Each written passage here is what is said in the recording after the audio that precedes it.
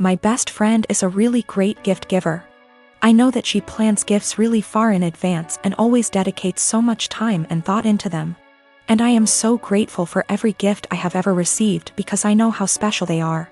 She'll often take something small I said from years back and make a really meaningful thing out of it. And I know she enjoys gift giving, and it is clearly one of primary ways she communicates her love for me and others. I just can't keep up. I've never been a really good gift giver. I often really struggle with forming ideas for upcoming celebrations, and until I'm really under the pump, I come up empty-handed until I find something just all right, or I repeat a similar shtick of reasons why I value you, presents. This just means that I feel so much stress every time I have to celebrate her birthday and Christmas. Especially because I would have received something completely out of this world. I really just feel like my gifts pale in comparison. It's getting to this stage where we've been exchanging presents for 8 years, and I'm honestly just starting to feel like I'm running out of steam to keep up and continue thinking of other ideas. It is also hard because I'm neither here nor there when it comes to receiving gifts. I can recognize the hard work and love, but I don't need to receive gifts to know that I'm loved. And so I worry that I don't reciprocate my love well enough because my presents never feel at her level. I want to express to her my gratitude for her gifts, but ask that we just stick to one a year, on birthdays. Because Christmas and the occasional Valentine's Day is too much for me. I have been able to move away from gift giving with other friends by just casually mentioning it or just mutually ceasing present exchanges, and we now opt for spending time with each other, something I love. I just don't know if this would be really insensitive or soul-crushing because it's not about her or how good of a friend she is, but really about my insecurity and my differing ways of communicating love. In the past month, my older brother's fiancée left him. This meant he lost his house because the home they lived in was in her name. He lost his vehicle because what he was driving was her old car. He also lost his job because he was so focused on his breakup that he was constantly making mistakes. He moved in with our parents who live about 5 minutes away from my husband and I. I do have a lot of sympathy for him. He literally has nothing, no home, no car, no job, no relationship. The problem is, this is third time this has happened to him. That's right, he has had 3 fiancées leave him now, and every time he winds up losing everything. He has had 2 cars impounded because he gets so upset over his breakups he loses his job and can't make payments on his vehicles. My parents and I have bailed him out of these situations every time. I even paid off his back payments on his car, paid for his dog's vet bills, and paid some of his rent before. My parents and I have literally spent thousands of dollars trying to help him. Each of the past 2 times he winds up moving back in with my parents who are in their late 60s. While we pay for everything for him, whenever he goes through a breakup he becomes a total jerk. He spends every weekend with his friends out camping or vacationing. How he pays for it I have no idea. After the second fiancé he took a trip to Fiji with his friends but couldn't afford to pay his rent. He mostly ignores me unless he needs money, which, during this breakup I am refusing to help him out at all. The worst part is he treats my parents like garbage. If they ask him questions like, "Have you been looking for a job?" he will yell at them.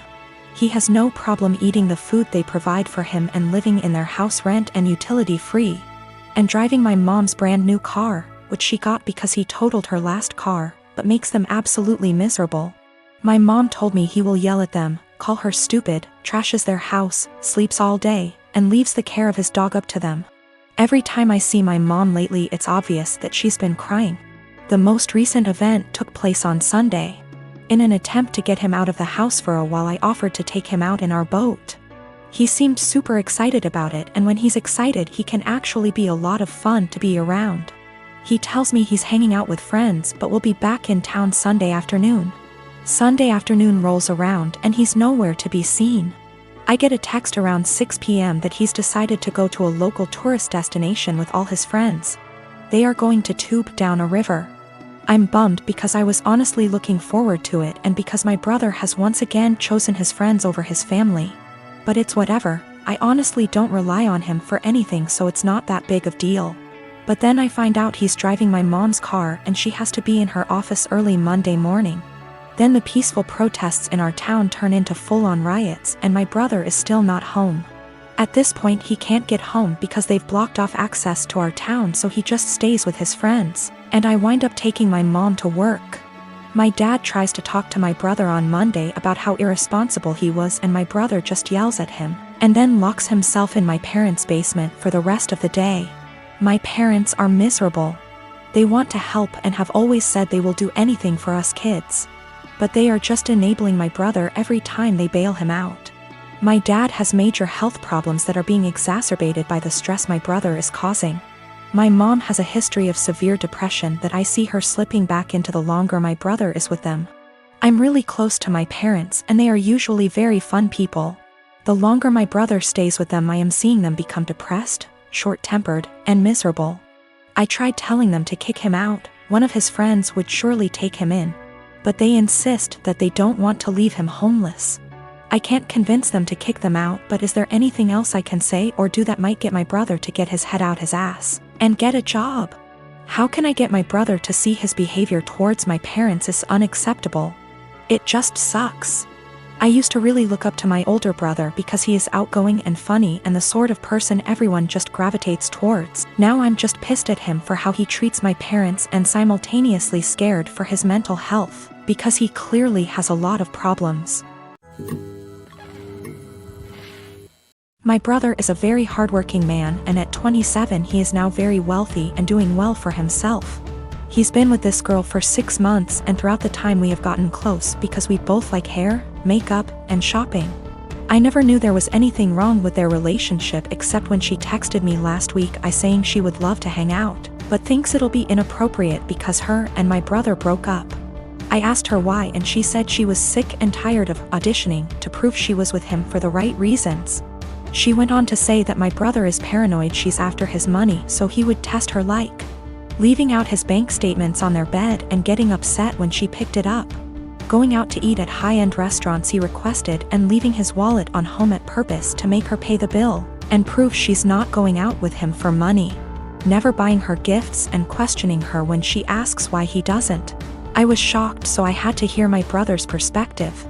We spoke and he told me everything she said was true and that there's nothing wrong with making sure his girlfriend is with him for the right reasons. He said he left his bank statements on the bed and was peeking through the door to see if she would be curious, and when he saw her pick up the papers he knew in his gut she was using him for his money.